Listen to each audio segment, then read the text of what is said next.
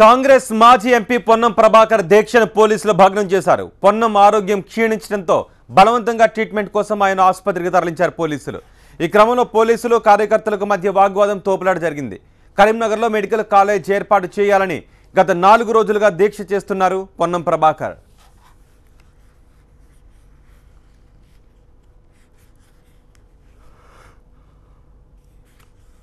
ప్రభుత్వం నుంచి స్పష్టమైన హామీ వచ్చే వరకు దీక్ష విరమించబోనని, ట్రీట్మెంట్ కూడా తీసుకోను అంటున్న పొన్నం ప్రభాకర్తో మా ప్రతినిధి సంపత్ ఫేస్ టు ఫేస్.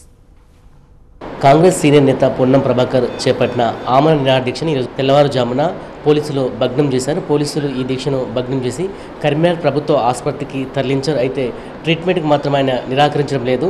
ఈ అరెస్టుకు నిరసనగా ఈరోజు జిల్లా వ్యాప్తంగా కూడా నిరసన ప్రదర్శన నిర్వహిస్తామని ఇప్పటికే కాంగ్రెస్ నేతలు పిలుపునిచ్చారు. అంతేకాకుండా కాంగ్రెస్ సంబంధించిన ముఖ్య నేతలను కూడా అరెస్ట్ చేసి వివిధ పోలీస్ స్టేషన్కు తరలించే పరిస్థితి మనకు కనబడుతుంది. ఉమ్మడి కరీంనగర్ నుంచి పెద్ద సంఖ్యలో కరీంనగర్ ప్రభుత్వ ఆసుపత్రికి కాంగ్రెస్ శ్రేణులు అయితే తరలి వస్తున్నారు.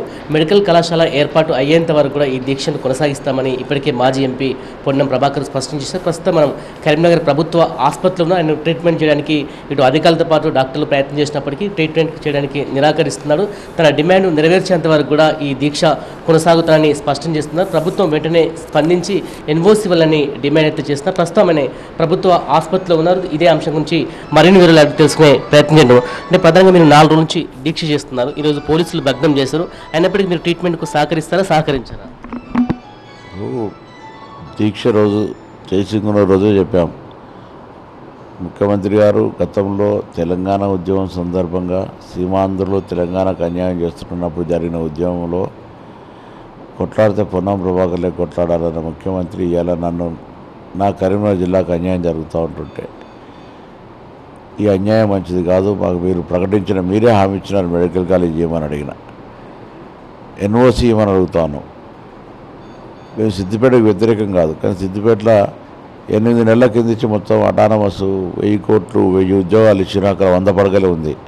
నాకు 500 పడకల ఆసుపత్రి ఉంది. ఇప్పటికీ అనేక ప్రాజెక్టులు మా జిల్లాకు రాకుండా వెళ్ళిపోయినాయి.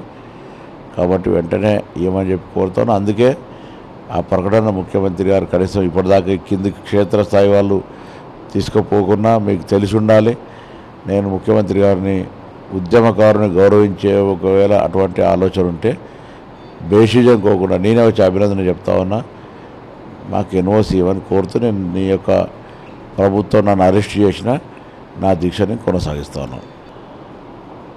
ఎవరు కూడా ప్రభుత్వం నుంచి మాట్లాడకపోగా, అధికార యాంత్రంగా మాట్లాడకపోగా ఉల్టా వాళ్ళే విమర్శకు గురిపడుతున్నారు. అప్పుడు ఎందుకు చేయలే, ఇప్పుడు ఎందుకు చేయలే? అరే అయిపోయింది, సీమాంధ్రుల కాలం అన్యాయం జరిగింది కాబట్టి తెలంగాణ అడిగినాం కదా. తెలంగాణ వచ్చిన తర్వాత మీరే ప్రకటించారు కదా.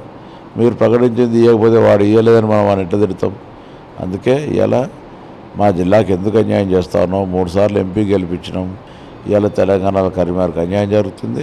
కరీంనగర్ ప్రజాపక్షాలని పోరాటం చేస్తా ఉన్నాను. నా బాధ్యత ముఖ్యమంత్రికి అర్థం చేసుకుంటే మంచిది, అర్థం చేసుకోకపోతే పోరాటం తప్పదు. నేను చెప్పినా, నువ్వు మొండి అయితే నేను జగమొండి అని చెప్పినా మా పోరాటం కొనసాగుతుంది. సో మొత్తానికి ప్రభుత్వం దిగివచ్చి కరీంనగర్లో మెడికల్ కళాశాల ఏర్పాటు చేసేంతవరకు కూడా ఈ దీక్షను కొనసాగిస్తానని మాజీ ఎంపీ పొన్నం ప్రభాకర్ కూడా స్పష్టం చేస్తున్నారు. నిన్న డాక్టర్లు వైద్య పరీక్షలు నిర్వహించిన తర్వాత ఆరోగ్యం క్షీణించిన నేపథ్యంలో ఆసుపత్రికి తరలించాలని డాక్టర్లు ఒక నివేదిక ప్రభుత్వానికి అందించారు. ప్రభుత్వానికి అందించిన నేపథ్యంలో ఈరోజు పోలీసులు కూడా ఈ దీక్షను భగ్నం చేసి ఆసుపత్రికి అయితే తరలించారు. ఆయన మాత్రం ట్రీట్మెంట్ తీసుకోవడానికి నిరాకరించడం లేదు. ప్రభుత్వం వెంటనే దిగివచ్చి సమస్య పరిష్కారం ఎంతవరకు కూడా ఈ దీక్ష కొనసాగిస్తుందని పొన్నం స్పష్టం చేస్తున్నారు. కెమెరా పర్సన్ సలీంతో సంపత్, టీవీ9 కరీంనగర్.